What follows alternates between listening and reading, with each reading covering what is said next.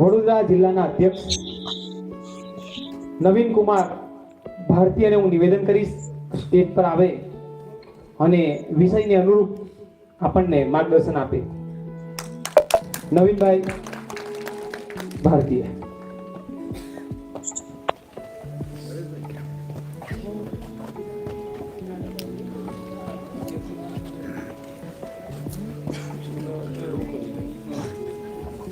જય ભીમ, નમો બુદ્ધાય. મારી વાતને મૂકતા પહેલા આપણા તમામ સંતો, મહંતો, મહાપુરુષો, આદરણીય મારા વડીલ ભાઈ બહેનોને મારા વંદન. આપ સૌ આજનો જે સમય કાઢી ગુજરાત પ્રદેશના પ્રથમ સ્નેહ મિલન કાર્યક્રમમાં જે અચૂક હાજરી આપી તે બદલ આપનો ખૂબ ખૂબ આભાર વ્યક્ત કરું છું. આજના આ શુભ પ્રસંગે હું એક ખાસ વાત એ મૂકીશ કે જે રીતે આ મિશનની વાતો થઈ રહી છે, આ મિશનના કાર્ય થઈ રહ્યા છે, તો એનું જે મુખ્ય કારણ છે એ છે શિક્ષણ.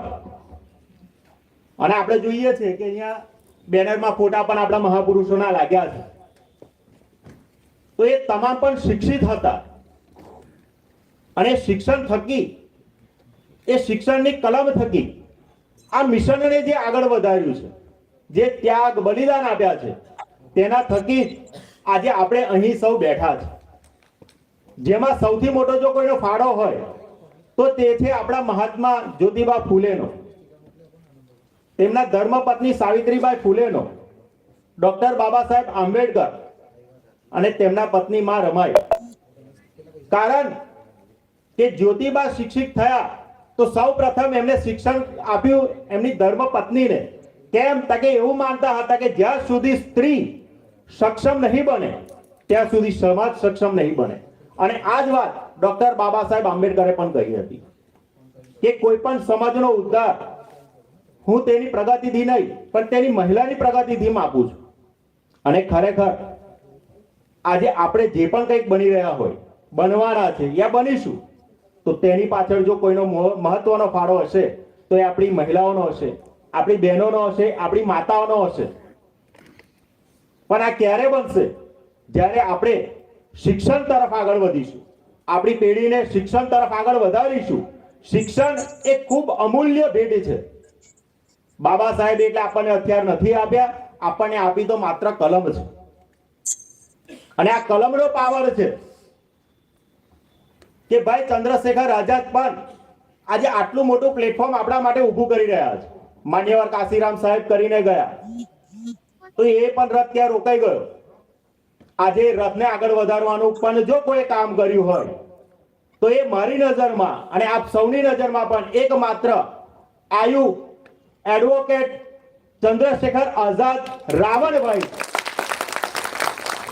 અને અમના થકી જ એમના સંઘર્ષને જોઈને આપણી અંદર એ ધગશ, એ હુનર આવ્યું છે કે આપણે પણ આપણા સમાજની, આપણી બહેનોની રક્ષણ કરી શકીએ છીએ. આપણે આવનાર પેઢીને આપણા મિશનની ઝાંખી દેખાડી શકીએ છીએ.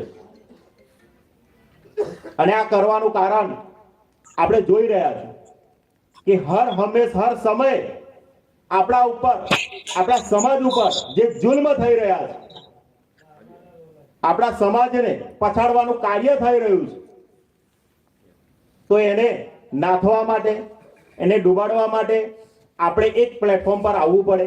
અને એ પ્લેટફોર્મ આજે આપણને દેખાઈ રહ્યું છે અને એ છે ભીમ આર્મી ભારત એકતા મિશન. અને આ એક સંઘર્ષમય સંગઠન છે. વેલ એજ્યુકેટેડ લોકો પણ એમાં છે. બાબા સાહેબ જ્યારે એમણે એક ભાષણમાં કહ્યું હતું કે મને કોઈ ધોકો આપ્યો હોય તો એ મારા ભણેલા ગણેલા લોકોએ આપ્યો, પરંતુ એ શબ્દને વખોડવા માટે અને એ જે તે સમયના જે લોકોએ ભૂલો કરી હતી એ ભૂલોને સુધારવા માટે આજે એજ્યુકેટેડ લોકો જ આ મિશનને આગળ વધારી રહ્યા છે.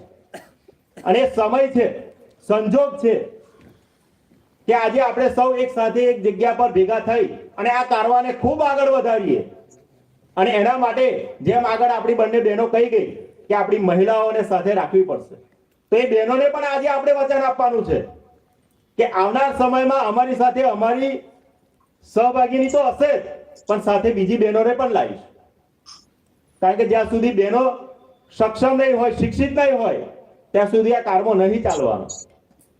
કારણ કે આપણે કોઈ સંઘર્ષમાં હોઈશું, કોઈ નોકરી ધંધામાં હોઈશું, કોઈ આંદોલનમાં હશું, તો આપણી જે પેઢી હશે, આપણા જે સંતાન હશે, એને માર્ગદર્શન કોણ આપશે? તો એ આપણા ઘરની સ્ત્રીઓ આપશે. એ આપણી બેન હશે, પત્ની હશે, માતા હશે, બરાબર, એ જ આપશે. તો આપણે સૌએ સંકલ્પ પણ લેવાનો છે. આપણી પાસે એક બંધારણ છે.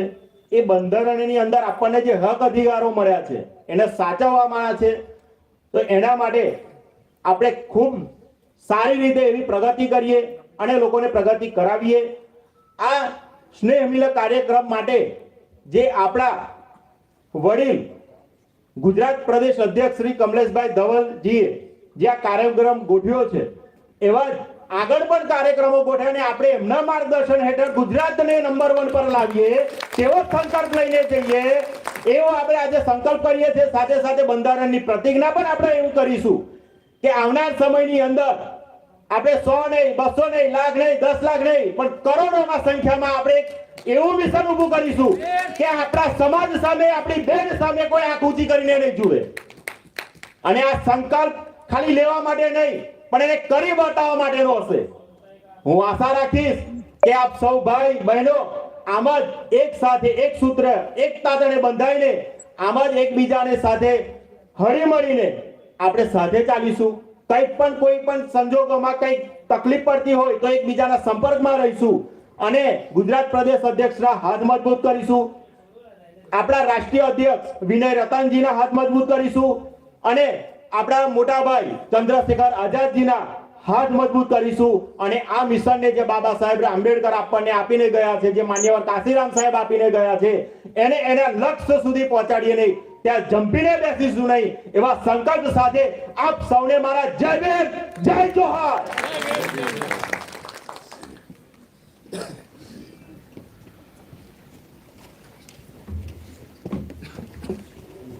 ખૂબ સરસ. વડોદરા જિલ્લા અધ્યક્ષ દ્વારા જે કાર્યક્રમની અંદર એક પ્રાણ પૂરી દેવામાં આવ્યો, દરેક વ્યક્તિ એલર્ટ થઈ ગયા. મેં જોયું દરેક વ્યક્તિનું એટેન્શન સાંભળવામાં હતું, ધ્યાન એમના તરફ હતું, એ પણ મેં જોયું.